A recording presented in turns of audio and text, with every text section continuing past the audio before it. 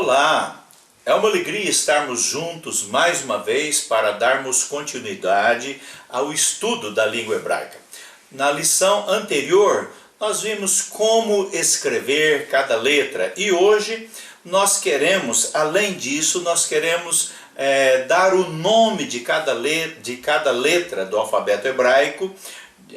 E além disso também nós queremos aprender a transliteração de cada letra, de cada consoante para os caracteres latinos.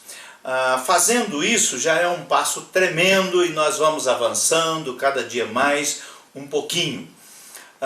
Sendo assim, vamos lá então, vamos conhecer estas consoantes, seus nomes e a transliteração. Bem pessoal, vamos para a nossa segunda aula. Na primeira aula nós vimos como é que se escreve cada letra, falamos o nome delas e agora nós vamos escrever o nome de cada letra e darmos a transliteração de cada letra para os caracteres latinos. Bem, vamos lá então. Nós aprendemos que a primeira letra do alfabeto hebraico é a letra Aleph. Lembra? Aleph se escreve mais ou menos assim. Então vamos escrever agora aqui para você ir decorando, né? Aleph. O Aleph, a transliteração, aqui nós temos a letra, tá? Aqui nós temos a letra hebraica. Aqui nós temos o nome e aqui a transliteração. A transliteração para os caracteres latinos. No caso do Aleph, nós não temos equivalentes nos caracteres latinos. Então representa-se o Aleph pela aspiração branda do grego. Aspiração branda do grego. Se você já estudou grego, então você vai se lembrar disso, tá certo? A segunda, nós estudamos que é o Bet, né? Então vamos lá. Bet. O Bet tem uma particularidade. Sem um ponto no centro, translitera-se por BH minúsculo. O BH minúsculo tem o som de V. Som de V. Lembra na aula anterior que nós vimos a palavra pai, que seria ave? Então, é por causa disso. Agora, se eu colocar um ponto no centro, esse ponto chama-se Dagesh Lene. Então, se eu colocar um ponto no centro, é a mesma letra, Bet, só que daí a pronúncia fica equivalente ao nosso B normal. Certo? Sem o ponto BH, com o ponto B. Próxima letra, Gimel.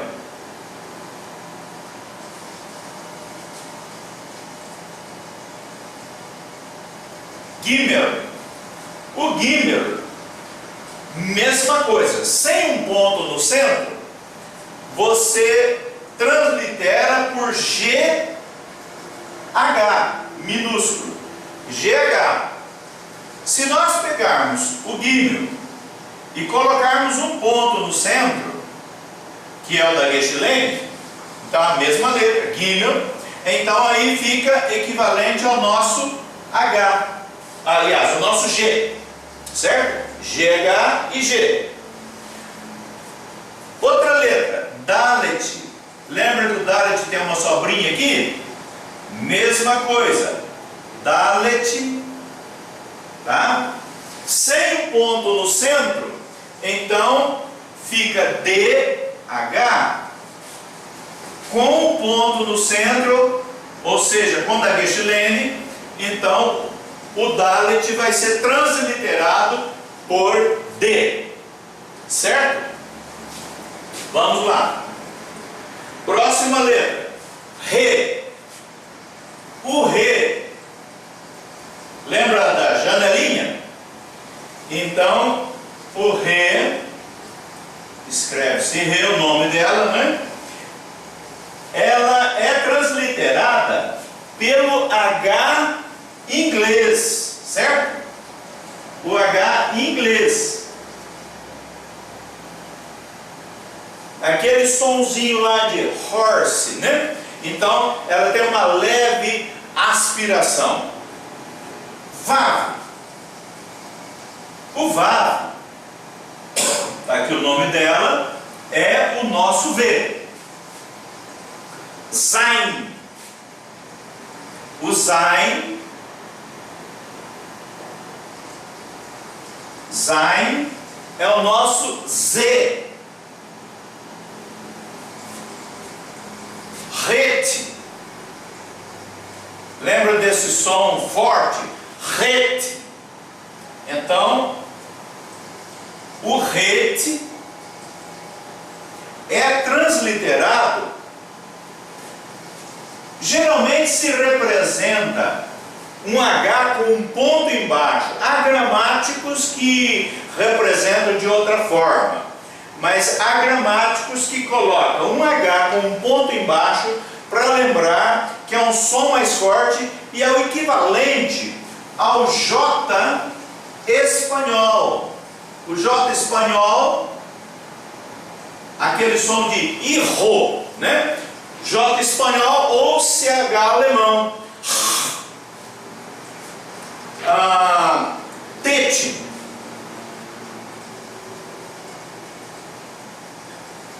O tete, aqui, ele é transliterado por um T. Alguns gramáticos colocam um pontinho embaixo para diferenciar de um outro T, para lembrar que é um T mais forte. Mas há gramáticos que não fazem isso. Tet, Iod,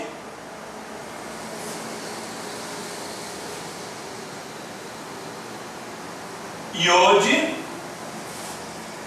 que é transliterado pelo Y.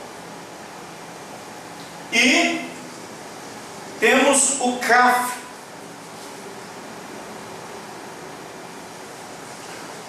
Esse Kaf não ficou muito bom, vou consertar. Ai, vai ser difícil apagar.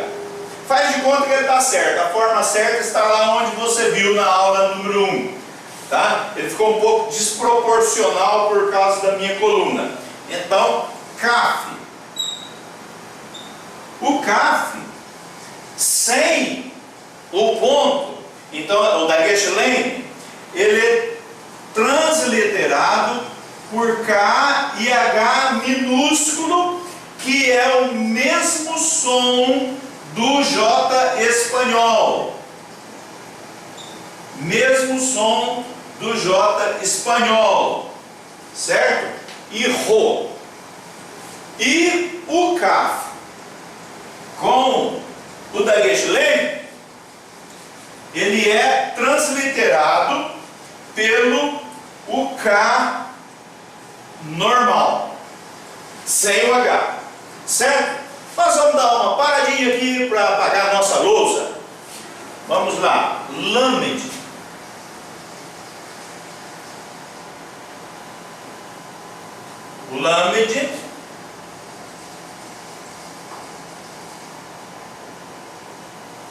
O Lamed é transliterado pelo nosso L. Mem.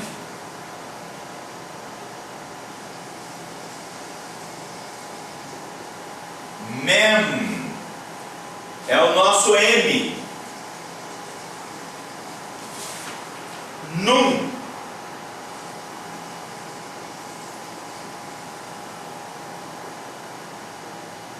Num é o nosso M.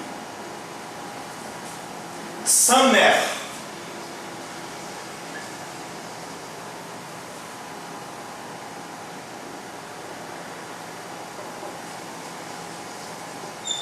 Samer. O Samer, ele é transliterado com S e alguns gramáticos colocam ponto embaixo para diferenciar de um outro S que nós vamos ver mais à frente. Ein. Summer, ein.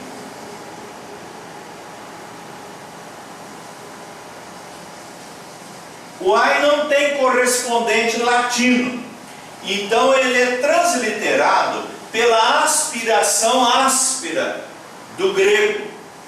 Lembra que o aleph também nós não temos, então o aleph é transliterado pela aspiração branda, o ein transliterado pela aspiração áspera do grego. Agora nós temos o P. O P, sem o dagesh-lene, P sem o dagesh-lene, é transliterado por PH minúsculo que tem som de F. Lembra de PH? Som de F, farmácia antigamente se escrevia com PH? Está aí, som de F. E o P com dagesh-lene, P mesmo, e aí é transliterado pelo nosso P. Correto? Vamos lá. P tsad. O tsad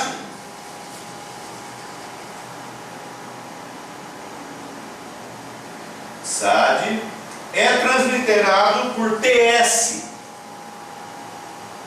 Tem alguns gramáticos que colocam cedilha, mas são pouquíssimos, o C cedilha nosso. A maioria translitera por TS mesmo, tá certo? Petsad, kof.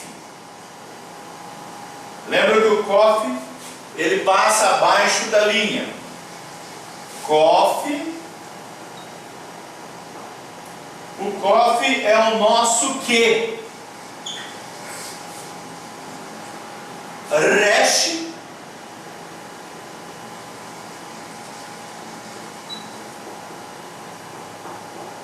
Resh, que é o nosso R. E o Shim. O Shim, com o ponto diacrítico à direita, ele é transliterado por SH maiúsculo, tá? Então vamos lá, Shim. Então à direita Shim, SH. E a mesma letra, o Shim, quando se coloca o ponto diacrítico à esquerda, então ele é chamado de Sin